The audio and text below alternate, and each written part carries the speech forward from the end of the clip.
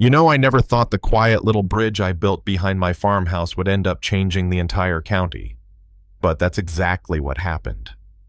It started with one woman, well, not really a woman, more like a storm, with lipstick named Clarissa Whitmore.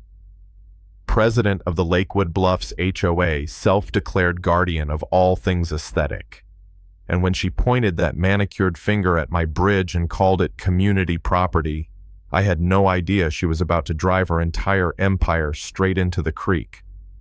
3 months before it all went down, I was a retired structural engineer looking for peace. After 20 years inspecting collapsed bridges for the federal government, I just wanted quiet mornings and the sound of water under the oaks. My uncle passed away and left me 40 acres of his land, old pasture land, a creek running through the middle, and a note that said, "Keep it yours."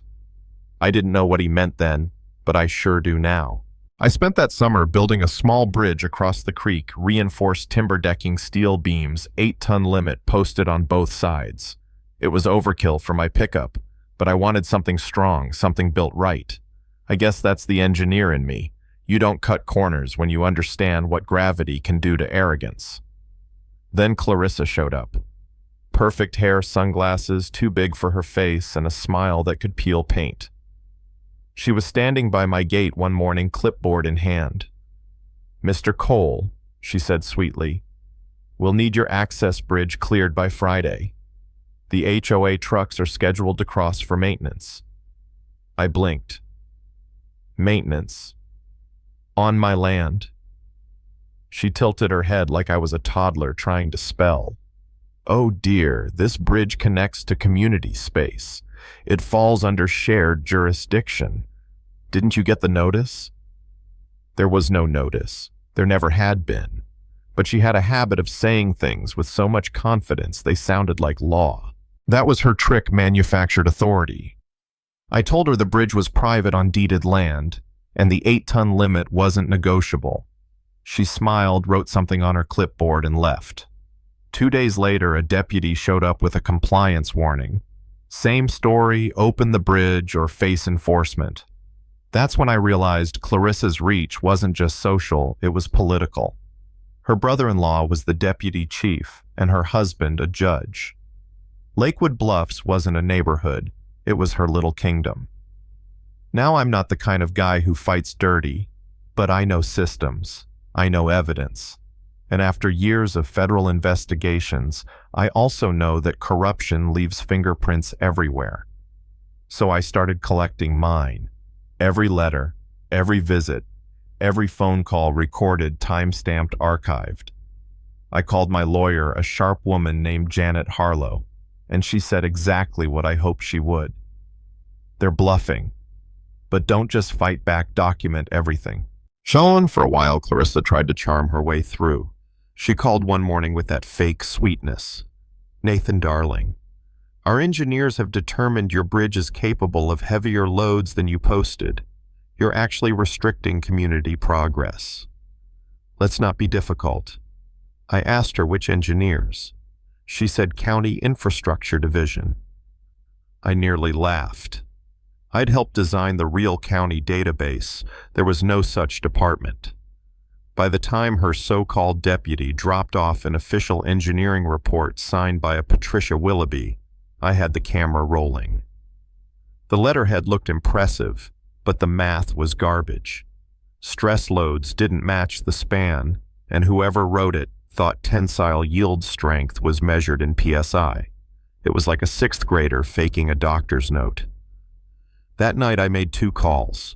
One to a friend from my NTSB days now working federal oversight, and another to my neighbor across the creek, a retired Army intel officer named Dean Holloway.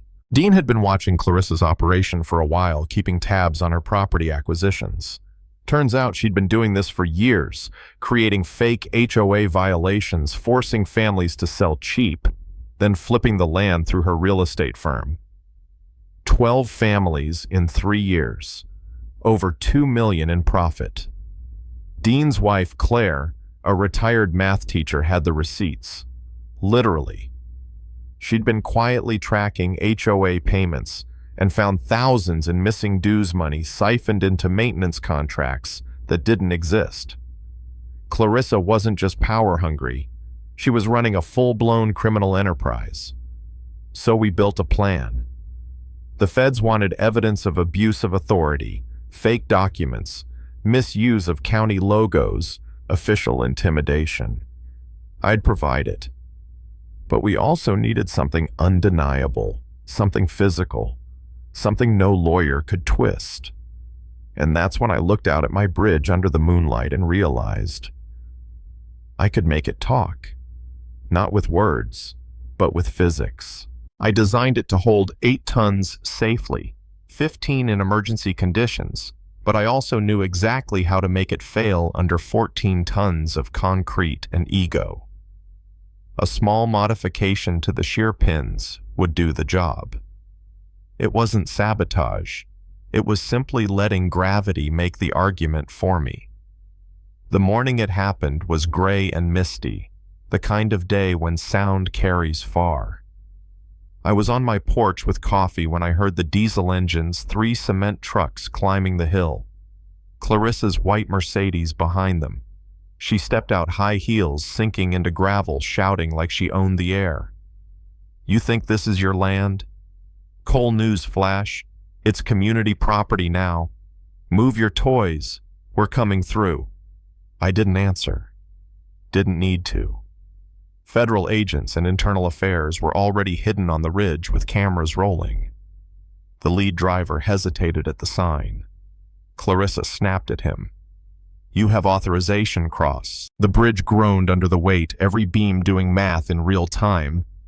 Then came the sound like a thunderclap and a scream rolled together. The center span folded. The truck nosedived into the creek, dumping wet cement into the current.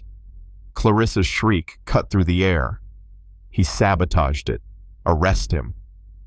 But her brother-in-law, the deputy chief, didn't move.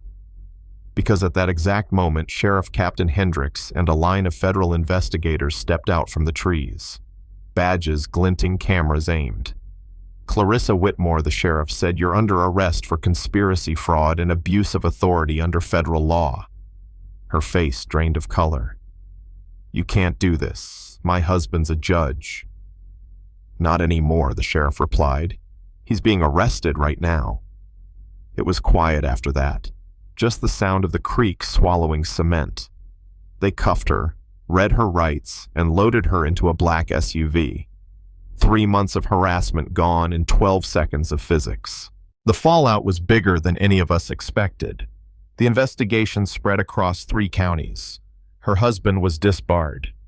The deputy chief was charged with civil rights violations.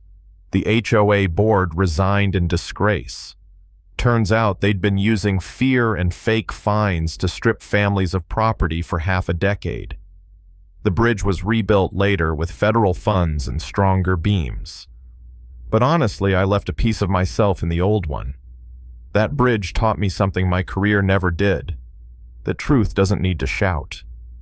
It just needs to stand long enough for lies to collapse under their own weight. When they asked if I wanted to press charges for damages, I said no. The bridge had already made its point. So yeah, Clarissa thought she was crossing a creek.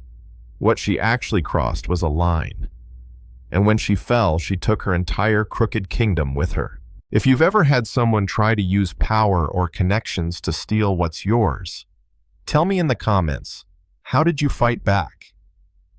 Do you think I went too far or not far enough? Let's see where you stand on this one. Because sometimes justice really does sound like a bridge collapsing.